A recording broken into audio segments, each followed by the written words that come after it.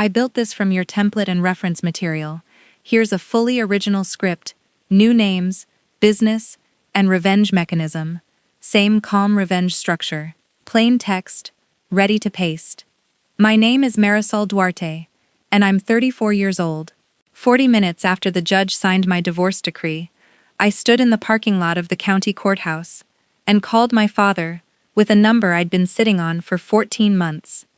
I told him to shut down every account tied to Whitfield Event Services, effective that hour, before the Saturday wedding even loaded in. He didn't ask why, he just asked if I was certain.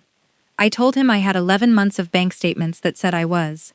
My father, Ezra Duarte, built Duarte Gardens from 4 acres of scrubland into the most booked event venue in 3 counties. He handed me half the company on my 30th birthday and told me to run it like it was already mine. I married Corbin Whitfield 6 years ago, and from the first Thanksgiving, his mother, Renata Whitfield, talked about my father's business the way people talk about a house they expect to inherit. She never asked for anything directly. She said things like, "Weddings are a family business, and Corbin's cousins have such good instincts for this work." Over 3 years, one relative at a time, her hand-picked people moved into catering, security, and vendor payments. My father trusted my judgment completely, and I trusted that marrying into a family meant we were finally one family. I recommended every hire myself. I was 32 when the first thing felt wrong. A caterer's invoice listed 400 place settings for a wedding that only had 210 guests. I mentioned it to Corbin's cousin Leland, who ran vendor payments, and he told me it was a rounding buffer for last-minute additions. I believed him, because I had no reason not to. Then I noticed our security staffing bill had tripled, even though we were using the same 2 guards we'd used for years. Then a linen company I'd never approved started appearing on our books, registered to an address that turned out to be Renata's beach condo. Then Corbin started angling his phone away from me at dinner, laughing at texts he wouldn't read aloud. Small things. I let them stay small, because I didn't want to be the wife who saw conspiracies in her own family's kindness. I raised the invoice numbers with Corbin once, gently, over dinner. He told me I was being paranoid, that his family had given up careers to help build this place, and the least I could do was trust them the way they trusted me. When I brought it up again 3 months later, he went cold and told me I sounded ungrateful, so I stopped asking out loud and started asking quietly. I hired a forensic accountant named Priya Sundaram, paid her in cash, and met her twice a month at a diner, 30 minutes outside town, where nobody we knew would recognize either of us. What Priya found took 11 months to fully map. It wasn't just inflated invoices. 16 vendors tied to Duarte Gardens were registered to Whitfield relatives or their spouses, 3 of them shell companies with no employees and no real service history. Over 4 years, they had pulled almost $2.1 million through phantom staffing fees, doubled billed rental equipment, and a linen and decor company that existed only on paper, billing us for inventory that was never delivered. Worse, Priya found something I hadn't expected. 2 of our venue insurance policies had been quietly switched to a broker, owned by Renata's brother, and the coverage had lapsed twice without anyone telling my father, meaning we'd been running full-capacity weddings uninsured for parts of 2 separate seasons. This was no longer a family taking a little extra. This was a plan built to survive an audit, resting on my father's blind trust in me. I didn't confront Corbin with any of it. I filed for divorce instead, quietly, citing irreconcilable differences, and let Priya's report sit sealed in my lawyer's safe until the ink on my decree was dry. Some people would call that cowardice. I call it timing.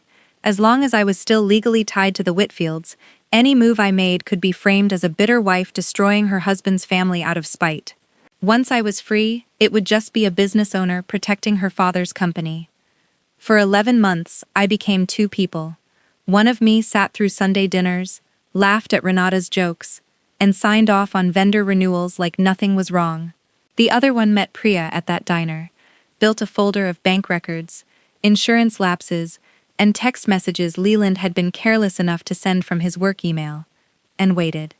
The Whitfields got bolder, as the wedding season built toward its peak, the way people do when they've never once been questioned.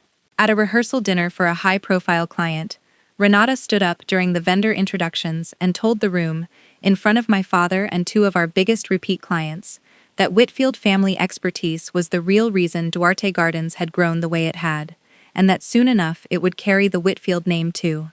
My father smiled politely. He had no idea what was already sitting in my lawyer's office.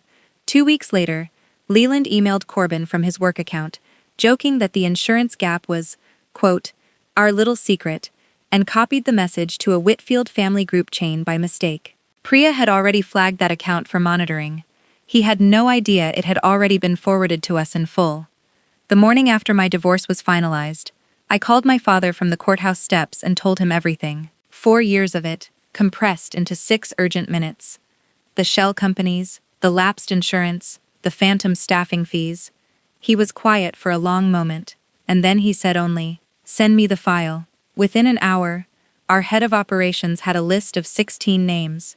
Within 3 hours, every one of them had been removed from our vendor system and informed by certified letter.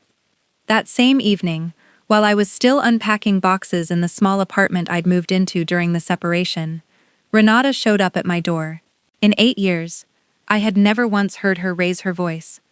That night she was shouting before I'd even opened it fully, demanding I reverse the terminations, telling me her family had built half of what my father called his company, and that I would regret this for the rest of my life. I stood in the doorway and felt, for the first time in years, completely calm. I told her she needed to leave. She laughed and told me I had no idea what I'd just done. I told her the forensic report sitting with my lawyer proved exactly what she'd done, down to the dollar and the date. Her face changed then, just slightly, and I knew she understood I wasn't bluffing. She tried softness next, telling me Corbin still loved me, that this could all be undone if I reinstated everyone, and let the family move past it. I told her there was no version of that available to her. If she or Leland or anyone else wanted to contest the terminations, they were welcome to do it in court, where the report would become public record, along with the insurance lapse that had left 200 guests uninsured on our property without their knowledge. She stopped threatening lawsuits the moment her own lawyer read that page. I closed the door. The following months were harder than the confrontation itself.